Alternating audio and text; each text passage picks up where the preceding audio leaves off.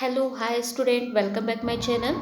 Student, हमने BA fifth semester का second paper fourth unit समाप्त कर लिया है। आज हम यूनिट नंबर 5 पढ़ेंगे।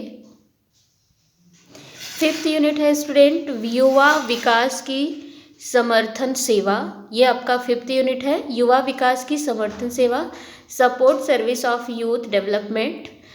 जो युवाओं के विकास के लिए जो कार्यक्रम चलाए जा रहे हैं उसका अध्ययन आपको इस यूनिट में करना है। यहाँ देखिएगा स्टूडेंट, पहले आपको हम इंट्रो बताएंगे थोड़ा सा।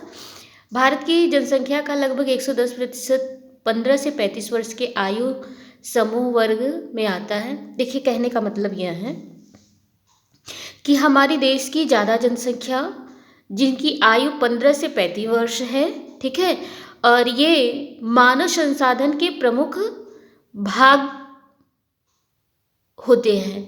देखिए, एक राष्ट्र तभी विकास करेगा जब वहाँ के यूथ विकास करेंगे, है ना। तो यूथ के विकास के लिए बहुत सारे प्रोग्राम, बहुत सारी योजनाएं चलाई गई जिससे इनका शारीरिक मानसिक विकास हो सके, ठीक है। और इसके संपूर्ण विकास के लिए युवा कार्य एवं खेल मंत्रालय की स्थापना की गई। 1982 खेल विभाग नाम के विभागों में 30 अप्रैल 2008 को विभाजित किया गया, जिसके 2 भिन्न सचिव रहे, ठीक है। विभिन्न समस्याओं की सघनता से इन विभागों के स्वयं खर्चों पर विभिन्न स्तर पर गतिविधियां प्रदत्त की जाती हैं। कहने का मतलब है कि युवाओं के विकास के लिए एक मंत्रालय खोला गया, खेल युवा कार्य एवं खेल मंत्रालय, ठीक है। और 1982 में खेल विभाग नाम के विभागों में 30 अप्रैल 2008 को विभाजित किया गया, ठीक है। इसमें 2 भिन्न सचिव थे, ठीक। आगे चलिए। राष्ट्रीय युवा नीति जो कि फरवरी 2014 में युवा वर्ग के लिए शुरू की गई थी, जिसके अंतर्गत उद्देश्यों को लेकर नीति बनाई गई, उनका विवरण इस प्रकार। कहने का मतलब है कि राष्ट्रीय युवा नीति 2014 में युवा वर्ग के लिए शुरू की गई थी और इनका कुछ उद्देश्य है, इनके कुछ अपने विवरण है कि क्या होना चाहिए युवाओं के लिए, है ना। इनकी क्या उद्देश्य है, इनकी क्या नीतियाँ इन्होंने बनाई है इस युवा संघ ने, वो हम देखेंगे। तो पहली नीति इनकी ये है कि युवाओं की कौशल व कार्य क्षमता को बढ़ाकर तथा उचित शिक्षा प्रदान कर उनकी उद्यमिता को बढ़ावा देकर कार्यबल के रूप में विकसित करना। मतलब राष्ट्रीय युवा नीति का पहला नीति जो था, जो पहला उद्देश्य था, वो था युवाओं के कौशलों और कार्य क्षमताओं को बढ़ाना, है ना। युवाओं के कौशलों को और कार्य करने की क्षमताओं को बढ़ाना इनका पहला उद्देश्य था। दूसरा क्या था? विभिन्न प्रकार के खेलों को बढ़ावा देकर एक स्वस्थ जीवन शैली को बदलकर एक अच्छी, मजबूत व स्वस्थ पीढ़ी का निर्माण करना, युवाओं में समाज सेवी की भावना को बढ़ावा देना। दूसरा यह था कि विभिन्न प्रकार के खेलों को बढ़ावा दिया जाए। पहले तो एक कहावत थी ना अपने यहाँ कि खेलोगे कूदोगे होगे खराब, पढ़ोगे लिखोगे होगे नवाब। मतलब खेलना कूदना बेकार समझा जाता था और यहाँ खेलों को बढ़ावा देने का कार्य किया गया। इससे क्या होगा? एक स्वस्थ मजबूत पीढ़ी का निर्माण होगा, क्योंकि खेलने से व्यक्ति मजबूत होगा। इसके साथ साथ कौशल का विकास होगा, सामाजिकता का विकास होगा, शारीरिक विकास होगा, मानसिक विकास होगा। तो जब युवा वर्ग मजबूत होगा तो हमारी आने वाली पीढ़ी भी तो मजबूत होगा, है ना, योग्य होगा, सक्षम होगा। दूसरा ये उद्देश्य था। तीसरा क्या है? युवा वर्ग की हर प्रक्रिया में भागीदारी सही रहे यह सुनिश्चित करना, अर्थात युवाओं का सर्वांगीण विकास करना, ठीक है। फोर्थ है, ऐसे युवा जो नीतियों के अंतर्गत लाभ नहीं ले सके तो ऐसे युवाओं को गतिविधियों में शामिल करने का प्रयास करना। मतलब ऐसे युवा जो इन नीतियों से वंचित रह गए, इनका लाभ नहीं उठा पाए, तो उनको भी गतिविधियों में सम्मिलित करना इसका प्रयास था, ठीक है। इस तरह से बहुत सारी योजनाएं, बहुत सारे स्कीम चलाए जा रहे हैं जिनका विवरण यहाँ दिया हुआ है स्टूडेंट। कुछ नीतियाँ चलाई जा रही हैं स्टूडेंट, कुछ स्कीम चलाए जा रहे हैं, कुछ योजनाएं चलाई जा रही हैं युवाओं के लिए। तो यहाँ आप देखिए, हमने हाईलाइट किया हुआ है, आप एक बार पढ़ लीजिए कि कुछ प्रमुख योजनाएं हैं जो कि युवा वर्ग के लिए चलाई जा रही है, वो कौन कौन सी हैं? राष्ट्रीय युवा शक्तिकरण योजना। इस कार्यक्रम के तहत कुछ उप स्कीमें हैं, है ना, जो युवाओं को सशक्त करती। कौन कौन सी स्कीम है? नेहरू युवा केंद्र संगठन, राष्ट्रीय युवा कोर कार्यक्रम, राष्ट्रीय युवा नेता कार्यक्रम, राष्ट्रीय युवा और किशोर विकास कार्यक्रम, अंतर्राष्ट्रीय सहयोग youth hostel, scouting and guiding संगठनों की सहायता करता है। ये सारे संगठन क्या करते हैं? तो युवाओं का सर्वांगीण विकास करना, युवाओं में कार्य कौशल लाना, युवाओं में समाज के प्रति प्रेम लाना, एक दूसरे के प्रति सहयोग की भावना उत्पन्न करना, उन्हें सुसंगठित, सुव्यवस्थित, स्वस्थ, निरोगित एवं मजबूत बनाना इसका प्रमुख उद्देश्य है। ठीक है स्टूडेंट, पहला यहाँ हमारी जो युवाओं के विकास के लिए हम योजना पढ़ेंगे वो है राष्ट्रीय सेवा योजना, एनएसएस जिसे आप कहते हैं। क्या कहते हैं? एनएसएस का नाम आपने सुना है, कोई नई चीज नहीं है आपके लिए। ठीक है, तो राष्ट्रीय सेवा योजना जिसे इंग्लिश में क्या कहते हैं? National service scheme. इसके विषय में यहाँ हम आपको बताएंगे। हाँ, याद रखिएगा, इसके वाक्य को, इसकी स्थापना को अक्सर करके एग्जाम, कॉम्पिटिटिव एग्जाम में पूछा जाता है, तो ध्यान रखिएगा। ठीक है, देखिए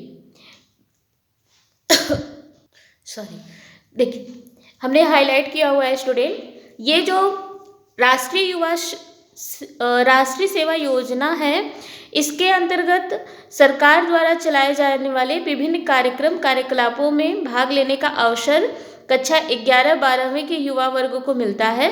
राष्ट्रीय सेवा योजना का एकमात्र उद्देश्य युवा वर्ग को समुदाय की सेवा प्रदान करने में अनुभव प्रदान करना है। ये इतने ही वाक्य से बहुत कुछ स्पष्ट हो रहा है, हमने हाईलाइट किया है। स्टूडेंट ध्यान दीजिए कि राष्ट्रीय सेवा योजना का एकमात्र उद्देश्य युवा वर्ग को समुदाय की सेवा प्रदान करने में अनुभव प्रदान करना, मतलब समाज की सेवा कैसे की जाती है और समाज में रहना, एक सामाजिक व्यक्ति बनना, इस का प्रमुख उद्देश्य होता है। ठीक है, समाज के प्रति अपने योगदान को देना।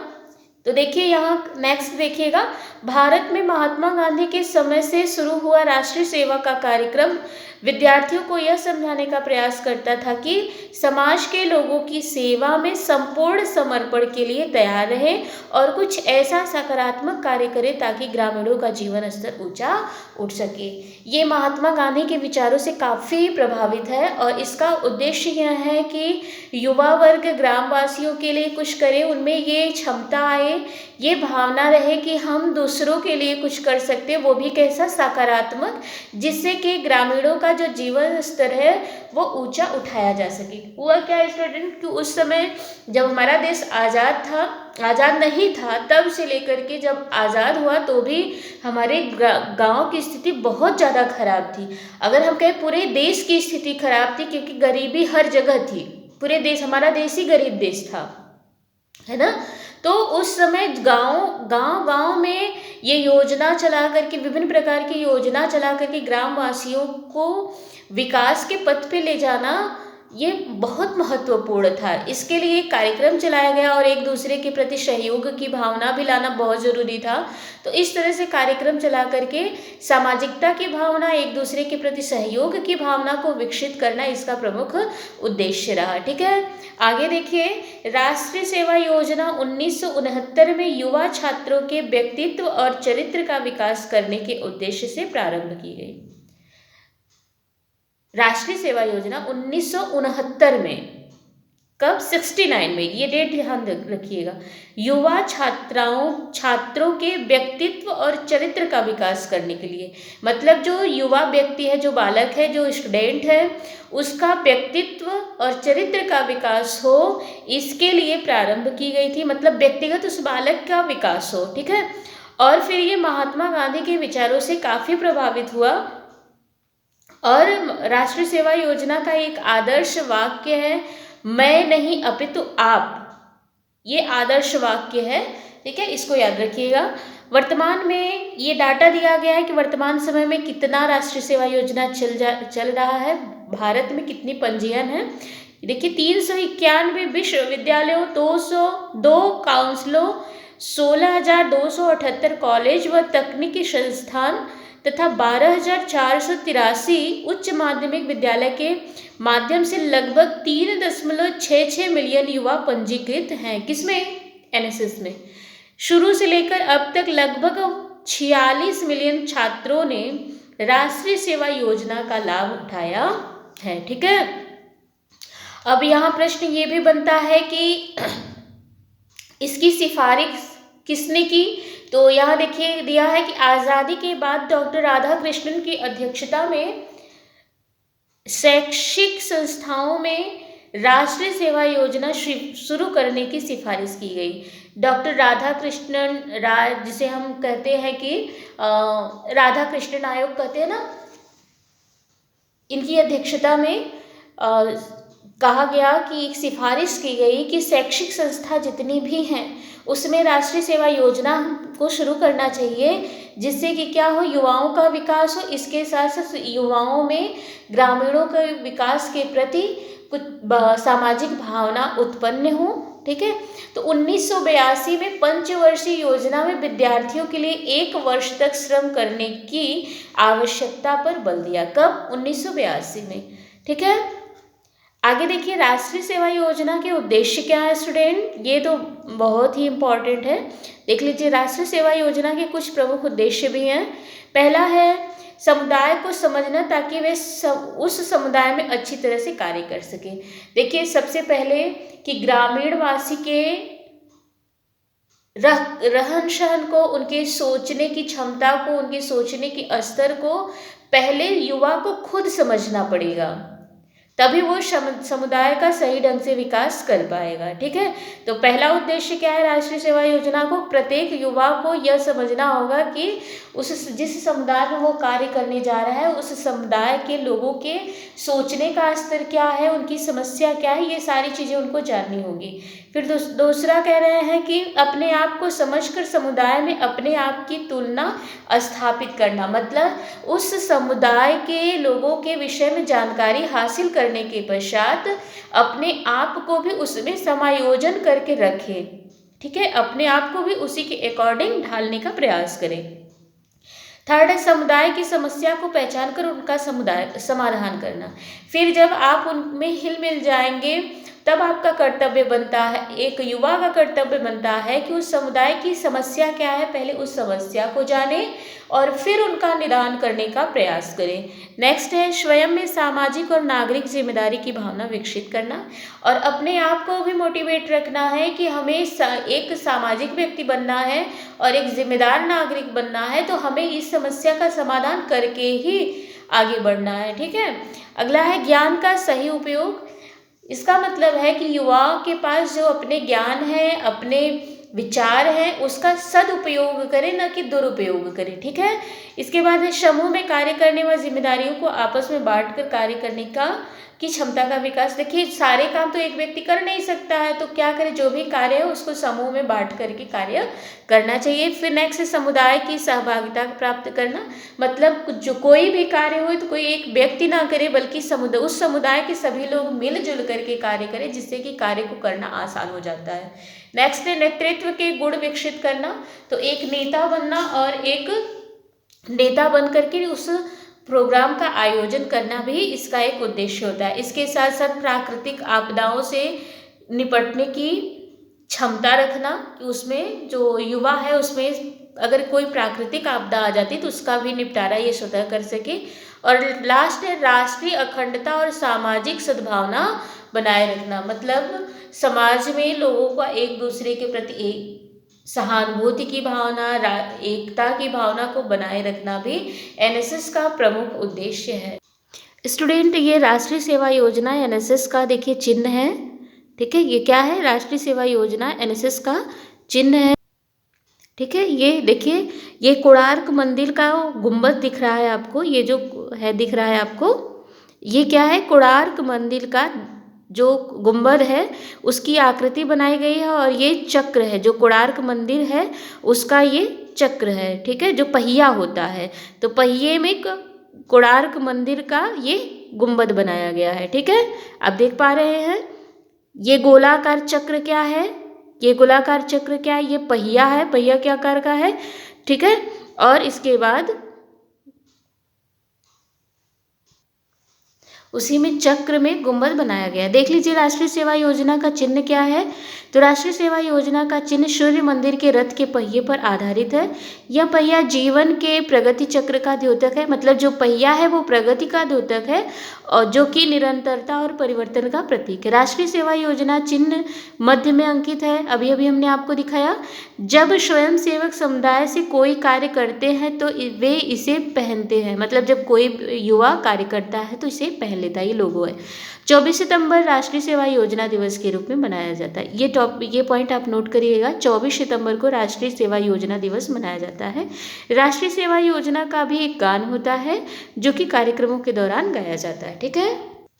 इसके साथ हमने बता दिया स्टूडेंट के जो युवा हैं उनमें गाँव के प्रति, गाँव के लोगों के प्रति, उनकी समस्याओं के प्रति जागरूक करना और उनकी समस्याओं का समाधान करना इसका प्रमुख उद्देश्य होता है, ठीक है। इसके साथ साथ जो राष्ट्रीय सेवा योजना में भाग लेने वाला युवक होता है उसमें नेतृत्व करने की क्षमता होती है और वह नेतृत्व करता है जिससे समुदाय का विकास होता है, ठीक है। राष्ट्रीय सेवा योजना कार्यक्रमों के कार्यकर्ताओं के लक्ष्य क्या होते हैं, तो यहाँ पहला लक्ष्य है विद्यार्थियों को ग्रामीण परिवेश से परिचित कराकर उनकी शिक्षा में सहयोग करना, मतलब जो NSS के स्टूडेंट हैं उनको ग्रामीण परिवेश से परिचित कराएं कि ग्रामीण परिवेश कैसे होता है और फिर उनकी शिक्षा को प्रदान कराएं। फिर नेक्स्ट है समुदाय में आर्थिक सामाजिक रूप से कमजोर वर्गों के जीवन की गुणवत्ता में सुधार लाना। समाज में देखिए कुछ ऐसे भी व्यक्ति हैं जो जिनका कि आर्थिक सामाजिक स्तर अच्छा नहीं होता है, तो उसमें क्या लाना, सुधार करना भी इसका उद्देश्य होता है। ग्रामीण के साथ कार्य करने के लिए विद्यार्थियों को प्रोत्साहित करना, विद्यार्थियों को ये प्रोत्साहित करना कि वो ग्रामीणों के साथ मिलजुल के कार्य करें। नेतृत्व के गुणों का विकास करना, ठीक है स्टूडेंट। और ये किस किस क्षेत्र में कार्य करता है देखिए हमने यहाँ हाईलाइट कर दिया, आप इसको पढ़ लीजिए स्टूडेंट। इस तरह से आज हमारा ये कंप्लीट होता है। आगे जो संस्थाएं हैं, जो सेवाएं हैं, हम नेक्स्ट वीडियो में पढ़ेंगे। अगर आप चैनल पे नए हैं तो चैनल को लाइक कीजिए, सब्सक्राइब कीजिए, शेयर कीजिए। Thank you for watching my video.